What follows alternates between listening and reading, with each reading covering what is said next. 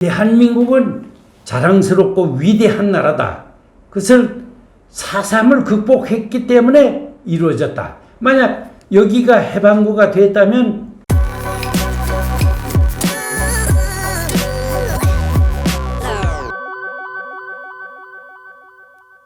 (4.3) 관련 좌파에게 던지는 질문 26번째 질문입니다. 4.3 사건은 언제까지인가? 그러니까 기점과 종료 시점을 어떻게 잡아야 하는가 하는 문제입니다. 지금 저 법도 4.3 그 법도 특별법도 47년 3월 1일 그러니까 그 제주 북국민학교에서 뭐 발포 사건 난 그때로부터 시작해 가지고 1954년 한라산을 개방한 그 기간으로 이렇게 좌파들은 주장하고 법에도 그리 되어 있습니다만은 저는 그렇게 생각하지 않습니다. 좌파가 그렇게 주장하는 의도가 있을 것 같습니다. 그것은 그 인명 피해라든지 이런 것을 해서 민중 항쟁을 합리화하기 위해서 그런 거죠. 예, 민중 항쟁을 합리화하기 위한 그런 저의가 있는 것이고 4.3과 3.1 사건은 엄밀한 의미에서는 그 별개 사건이거든요. 제가 보는 4.3 사건이 시기와 종기라고 하는 것은 48년 4월 3일 새벽 2시부터 제주도 내 여러 개 오름의 봉화를 신호로 한 그때 당시는 350여 명 그 무장공비들이 경찰 지서와 우익단체 인사들을 급습해서 당일 그 경찰관 10명, 선거관리위원을 포함한 우익인사 17명에서 27명을 당일 살해한 것으로부터 시작해서 1957년 4월 2일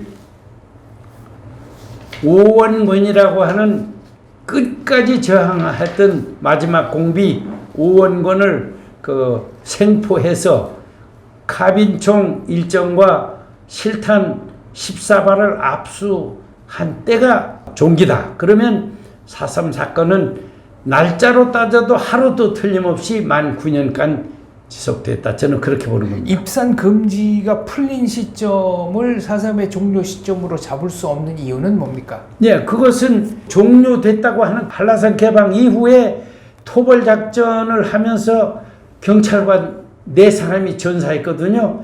4사람이 전사한 마지막 전사자가 언제냐면 오원권이 체포하기 6개월 전에 전사했단 말이에요. 2명이. 경찰관 2명이 전사했다. 그렇기 때문에 4.3은 그 54년에 끝난 것이 아니고 57년에 끝났다. 저는 그렇게 보는 겁니다.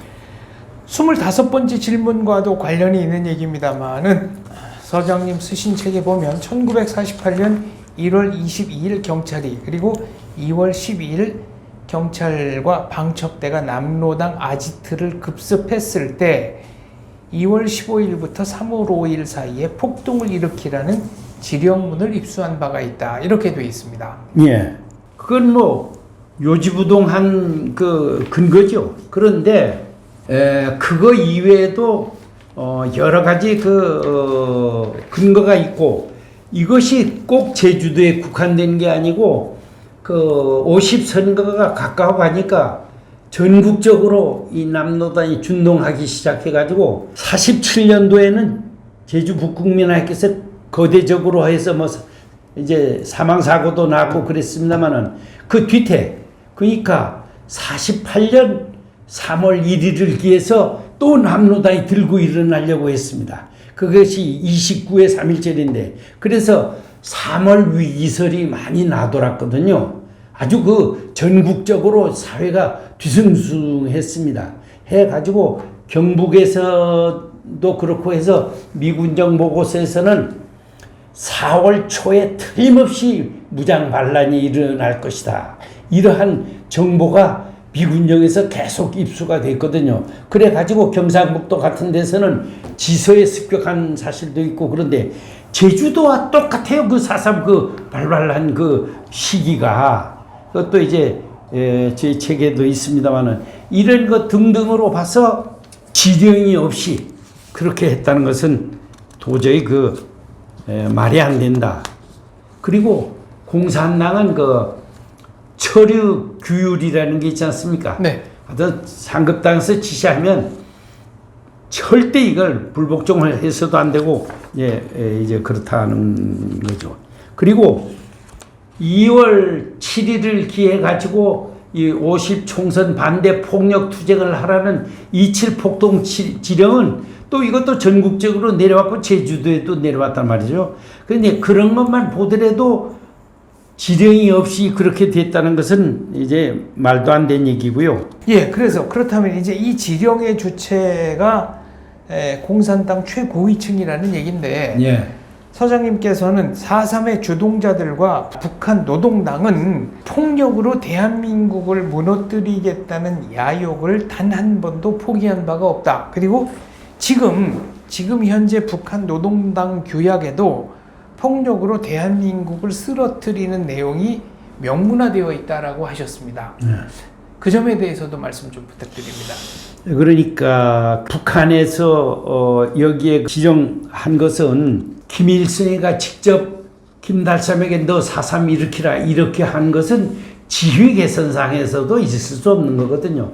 그러나 김일성이 또 단선 반대 활동은 엄청나게 했단 말이죠. 거기에서 이제 선전선동 활동을 많이 했고 그러다가 돈을 모금을 해가지고 이것을 남노당에 전달했다 한 것을 평양방송으로 직접 방송한 게 있거든요. 그 당시에 북한 방송에서 성금을 모아서 제주도 인민들에게 전달했다. 제주도에가 아니고 그냥 남노당에 전달했다. 전달했다. 네. 그것이 북한에서 공식적으로 그 공개 방송을 했다 이 말이죠. 그러면 그 돈이 남노당 중앙당에 내려왔는데 그것이 제주도에 내려오지 않았다고 단언할 수가 있느냐. 모든 지령이 제주도에는 왔고 그런데 그래서 저는 제주도에도 그런 돈이 일부가 내려왔지 않느냐. 이것은 합리적 추론이 아니냐 저는 그렇게 주장을 합니다만 그런 게 있고 거기에서 계속 그 성명서라든지 이런 것들이 계속 나왔거든요. 그리고 미군정 보고서에 보면 조직적인 공격은 3월 27일 경찰지서 4곳에 공격이 이루어진 경상북도의 한 지역에서 발생했다. 그리고 4월 공산주의자는 4월 초부터 시작될 여러 확실한 조짐이 보인다.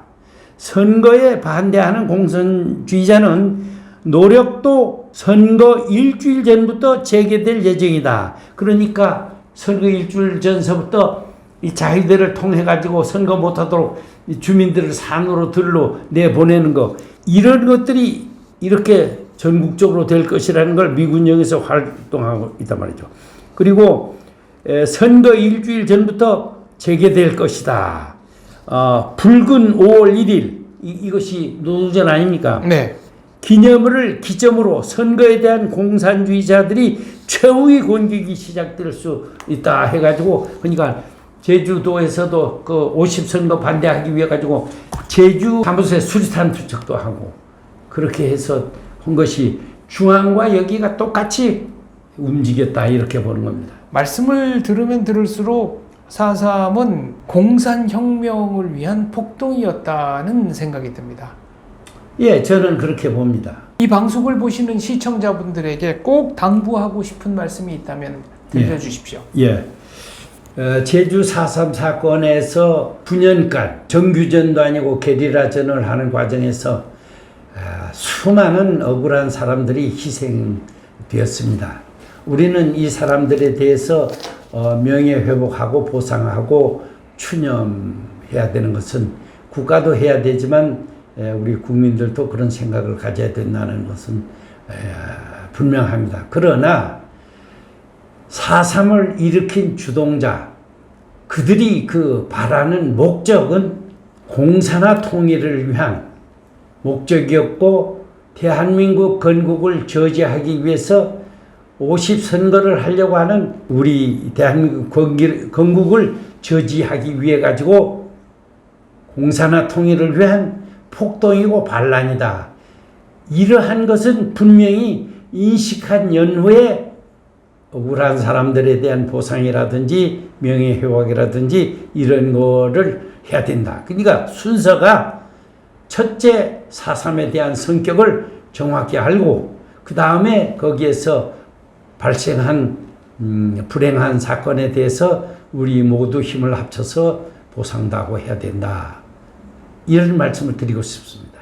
그래서 대한민국은 자랑스럽고 위대한 나라다.